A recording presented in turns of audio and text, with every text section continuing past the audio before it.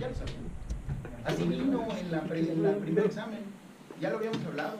Hay otras presentaciones que ya lo habían dicho así. Quiere decir que al final de cuentas, si un proceso tiene como mínimo una hebra, pues sí. O sea, una cosa es que existe y otra cosa es que hay una línea de ejecución. Si está en memoria y es proceso, pero no tiene una hebra, pues deséchalo. O sea, no está haciendo nada. ¿Cierto? ¿Es un muerto? Es un zombie, simple y llano. O sea, no hay ninguna hebra de ejecución sobre él y el proceso está gastando, ¿no? Y está cayendo dentro del PCB y no tiene nada que hacer. Quiere decir que si tiene varias hebras o varios hilos, puede realizar varias tareas concurrentemente. El hilo de un proceso, entonces, comparte ciertas cosas. Se digan, este que está aquí, ya se lo saben. ¿De dónde se lo saben? De la tarea.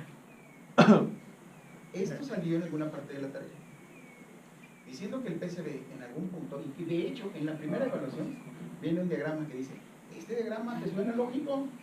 ¿Se acuerdan de él? Y viene un proceso y luego los hilos abajo y tiene una parte de arriba compartida y solamente una sección que es diferente. Entonces es esto, hace esa diapositiva. Que dice nada más, cada hilo tiene sus propios identificadores, control del programa, registros y pilas, pero los hilos comparten ciertas cosas con el proceso. ¿Qué es? Pues es un segmento de código. O sea, ¿para qué repetir el programa si ya sabes que lo único que tienes que ver es en dónde va? Porque es un clan del padre, ¿no? ¿Mande? Es un clan del padre. Exactamente, es el clan del padre, es este. ¿Ya vieron esto? ¿De dónde? Pues, es el diagrama del primero. Por eso, y les había comentado desde principios de la clase, es muy factible que veamos, que platiquemos de algo, demostramos algo y eventualmente después va a haber una diapositiva que hable de eso. ¿De acuerdo? Esto es lo que ustedes ya saben.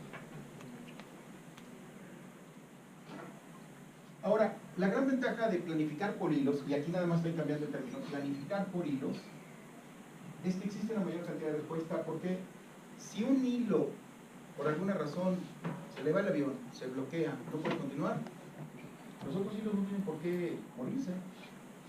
Cada hilo tiene su propio espacio, ¿cierto? Así que podemos tener un servidor de páginas web que para algún cliente algo le pasó al servidor y el hilo se queda bailando para ese cliente, pero el resto de los clientes no lo ven. Entonces cada hilo está separado. ¿De acuerdo?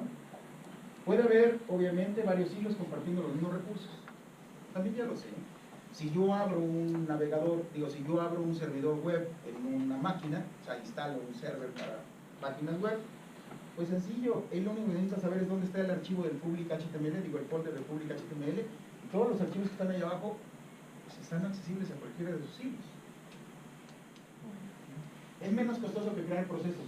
Sí, no tienes que crear cada burbuja de PCB. ¿Es mucho más ligero? Sí, porque creas la burbuja de PCB y abrir burbujitas pequeñas de hilos es mucho más sencillo porque contienen menos información. Y pueden aprovechar arquitecturas multiprocesador porque puedes enviar diferentes hilos a diferentes procesadores. Quiere decir que la planificación por hilos, en cuanto a planificación por hilos, el planificador tiene que tener dos conciencias. La conciencia del proceso y la conciencia del hilo. Significa un planificador, la parte del planificador que corresponde al proceso se elige un proceso.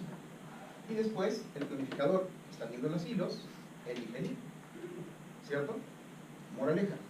Quiere decir que en ese planificador que hemos estado hablando, en esos recuadros que estamos poniendo, sí, puede darse el caso que varias líneas de esas de ejecución sean del mismo proceso. Entonces están viendo gemelos de ese proceso. ¿Ok? Pero el planificador sabe en cada punto dónde está cada hilo. No hay una apropiación entre hebras, o sea, entre hilos, perdón. Si el hilo agota el quantum del proceso, se salta a otro proceso, punto. Cuando regresa, sigue con ese hilo. O sea, si los hilos se botan todo el quantum, ni modo, el proceso no puede hacer otra cosa más. ¿Cómo fue lo de los procesos gemelos?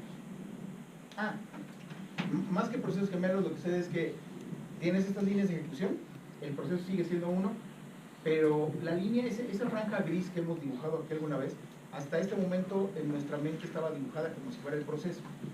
Más que el proceso es el hilo. Entonces, cuando digo que tienes procesos gemelos, me refiero a que realmente todos esos cuadritos grises pertenecen a un proceso y son hilos de ejecución diferentes, no pueden llegar a ser así. Claro, esos cuadritos grises podrían ser otros procesos. ¿De acuerdo? Amén. Siguiente. Si el hilo no agota el quantum, el planificador del hilo puede saltar a otro hilo del mismo proceso. Entonces, normalmente el sistema operativo no se queda con tantos hilos como el proceso tenga. Es el proceso el que entra y son los hilos que alcancen los que llevan la ejecución. Sí, porque si no, imagínense, o sea, pones un proceso pero lo vas a calendarizar por hilos, pues los hilos, puede haber un proceso que tiene 1000 hilos y otro que tiene un solo hilo, pues se va a morir el de un hilo en starvation porque va a estar con los 1000 en proceso. Entonces, por eso la planificación de los procesos es independiente de la planificación de los hilos. Exactamente. Y en el PCB es el que manda.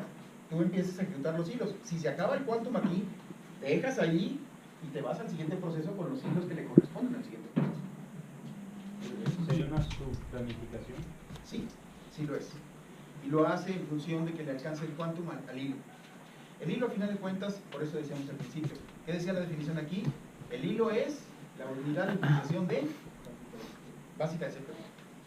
El proceso es la unidad de utilización de recursos, porque es el que abre los archivos, es el que ocupa un espacio, es el que le da un direccionamiento de memoria virtual y memoria física. ¿Sí? Es el contacto con el resto del mundo. Pero el hilo es el que administra la planificación del CPU.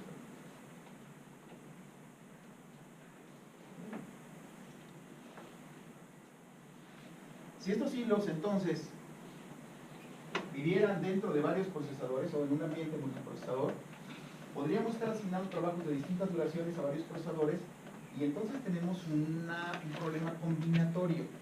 O sea, ¿qué puedo combinar para hacer que cierto proceso salga antes? Yo puedo poner en un CPU, digo, en 3 CPUs diferentes, puedo poner los hilos que le corresponden a un proceso. Eso me da una posibilidad. Pero hace que de repente el proceso tal vez se apropie de todos los recursos CPU. Sin embargo, puedo tener otra combinación, puedo darle a un proceso y a todos sus hilos un CPU y a otro grupo de CPUs, y entonces tengo la posibilidad de que uno de ellos tiene una probabilidad alta de seguir en ejecución, mientras sigo con la idea de ser justo y equitativo en el proceso que lleva cada uno de ellos. ¿Okay? Esa es la revolución realmente que sucedió con los ambientes multiprocesadores. No es que estén atendiendo más rápido, es que tienes ahora una posibilidad de organizar y administrar diferente.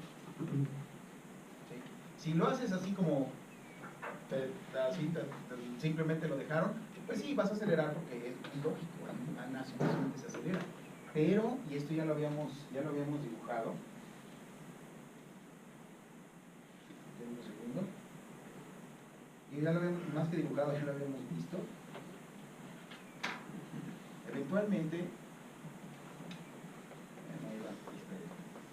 Eventualmente, y esto insisto, ya lo habíamos visto de alguna manera, si los CPUs los planificara, o sea, el planificador los tuviera igual, aquí por ejemplo, simplemente viendo este diagrama, ¿qué pueden decir de mi planificador?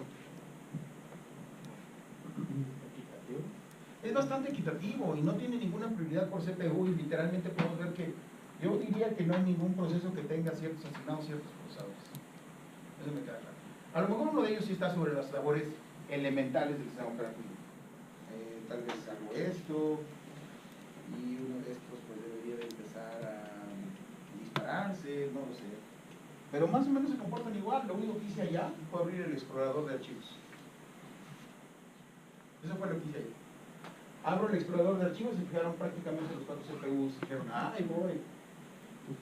Así que, ¿qué hizo? Pues tomó todas aquellas secuencias de los hilos del sistema operativo para que se hicieran equitativamente. Si yo hubiera lanzado ese proceso en un determinado CPU, uno de los CPUs hubiera sufrido una carga más alta y los otros hubieran estado descansando, o hubieran estado como estaban antes de que yo hiciera eso. ¿Está bien? 2.3 GHz. Pues debe haber, pero máquina. Hay que cambiarlo. Un día ya hay que cambiarla, güey, ¿no? Por eso yo podría decir no a las pizzas. Fíjense mi cabeza. Sí, sí, sí. Pero todavía aguanta un rato. Sí, muy bien. Quiere decir que hay dos cosas muy sencillas. Esto pues se puede preguntar en la evaluación. Hay multiprocesamiento simétrico y multiprocesamiento asimétrico. La diferencia fundamental, En uno de los casos, un procesador toma las decisiones y el resto se limita a ejecutar los procesos. Y en el asimétrico, cada procesador tiene su propia planificación. Se comparten la cola de preparados y controlar cada proceso entre un único procesador. En uno, literal, el planificador está apropiado de uno de ellos y él no pierde ese control. Es muy probable que en mi sistema operativo uno de ellos realmente lo tenga el planificador y también por eso se dispara igual que los demás. Pero a la carga del administrador, digo, del explorador, pues ya sencillamente lo hizo como cayó de una manera equitativa.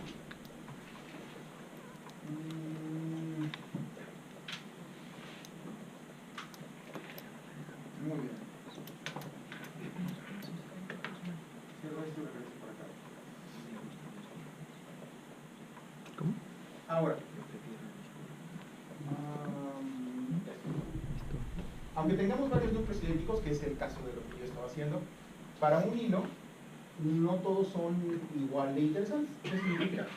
Si hay un hilo A que lleva más tiempo en un CPU, la caché de ese CPU va a estar llena de datos de A. ¿Qué significa? Significa que si un proceso ha estado ocurriendo en un CPU, eventualmente los registros del CPU y la memoria caché, que es la más rápida y la más dedicada y la más cara, está en afinidad, así se le conoce, está en afinidad con ese hilo. ¿Ok? ¿Qué significa? Que ese algoritmo de afinidad o ese factor de afinidad va a tratar primero de asignar un grupo de hilos a cada procesador y después hacer planificación interna para cada CPU. ¿Por qué razón? Porque te va a costar menos tiempo hacer el cambio de contexto, por la afinidad. Habrá ciertos valores que no están cambiando del proceso, ciertos registros que no estarán cambiando del proceso, que no estarán cambiando en función del cambio de hilo porque estás hablando del mismo proceso. Moraleja, como opción, ¿por qué eventualmente también se podría hacer o aumentar que un determinado proceso, un determinado hilo se ejecute en un determinado CPU? Una de las respuestas obvias sería simplemente porque ya estén ahí. Pero desde esta perspectiva, de esta diapositiva, ¿cuál sería la respuesta que podemos esperar en la evaluación? Exactamente. Porque por afinidad, eso me va a traer un beneficio en el cambio de contexto. Esa es la respuesta que podemos esperar. Afinidad es un término que se le da entonces cuando tienes planificación con multiprocesadores y alguna de los hilos está en mayor ejecución con un CPU. A eso se le llama un término de afinidad. Y la afinidad es precisamente una de las razones por las que generalmente puedes hacer que ciertos procesos, ciertos hilos se ejecuten. Profe, lo de cuántos procesos va a requerir un programa, o más bien cuántos hilos va a requerir un proceso, eso se elige desde que se está programando. Ok, excelente pregunta. Yo nunca lo he hecho. No hay problema. Lo que pasa es que ha ocurrido, en los programas que has hecho, ha ocurrido y a lo mejor sin darte cuenta. El hilo es una línea de ejecución. Quiere decir que si tú has hecho, voy a poner esto, un web service ya sabemos que es un endpoint, tú tomas una parte de una llamada, pones esa llamada en una URL o una dirección y mandas llamar a algo. El simple hecho de que esté ahí, ese web service está atendiendo, puede estar atendiéndote a un celular, puede estar atendiendo a una página web.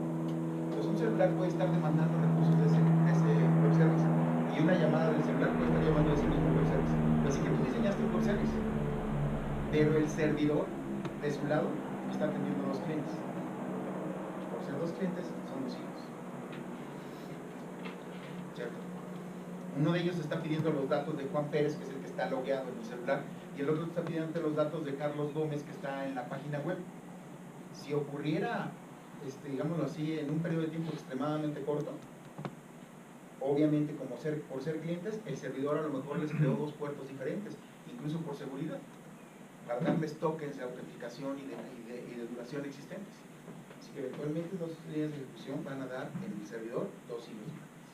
¿Y el web service sería por definición un hilo persistente que está escuchando las peticiones de los clientes? Sí, desde la perspectiva de que levantaste un listener. Un listener, recuerden que es la definición para un servidor que crea una abstracción llamada socket a través de un protocolo X a un puerto tal. Ese persiste todo el tiempo, hasta que lo tumba, ¿no? Que lo mandes a volar. Pero una vez que atiende y crea un nuevo cliente, lo más común es que en el modelo de arquitectura del servidor, ese cliente le haga un fork y al momento de hacer el fork, entre un nuevo código de cliente que negocia con el cliente un nuevo puerto para cambiarse a una conversación privada. Ahí ya tienes un. ¿Sí? ¿No les mostré ese caso de código en alguna ocasión aquí? Sí, ¿no? Mostré alguna vez un ejemplo de fork aquí. Ese es el ejemplo. Pero, Bueno, una pregunta, sí, bien, se puede poner más forks, o sea, pero se puede, por ejemplo, en C, elegir a qué core voy a triggerear si es que hay o algo así. Sí lo hay, porque cada fork va a crearte una línea de ejecución diferente. Así que imagínalo de esta manera, en el momento en que está tu servicio atendiendo, él hace un fork para crear un nuevo proceso y ese proceso inicia un intercambio de datos. Desde ese momento, aunque tú no lo veas, tu código sigue siendo uno, pero tu registro de ejecución ya nació uno más. Tú podrías, es que desde el momento en que hiciste la secuencia, tú ya le diste una instancia para atender ese hilo. ¿Es transparente a ti? Sí, generalmente por la estructura de las llamadas al sistema. ¿Es transparente a ti? Sí. Se hace por llamada a sistema claro, eso. claro, el fork en este caso es una llamada a sistema. El open socket es una llamada a sistema. O sea, si lo están haciendo en Java, es socket. Bueno, ahorita lo tengo. Pero es la llamada que tienes a ese método te está creando ese siguiente pedazo de código. Bueno, no es otro código, es una línea de ejecución. Pero para uno es intrínseco. Para ti es completamente transparente. Para el desarrollador es transparente. Puedes tú, claro, depende de tu código, pero cada una de esas instancias va creando un nuevo hilo. Sí lo haces. Estoy de acuerdo contigo, pero a partir del momento en que lo hace el código, tú como humano estás imaginándote que ese código se queda con esa línea de ejecución. Y vas a seguir tu línea de ejecución en el código como estuvieras programando normal, como si ya hubiera ocurrido, y asumes que eso ya se hizo cargo ese día o el día. Pero sí, o sea, puedes pensar que si es programado hilos, sí, cada vez que en algún punto has creado un nuevo fork para un proceso que atiende.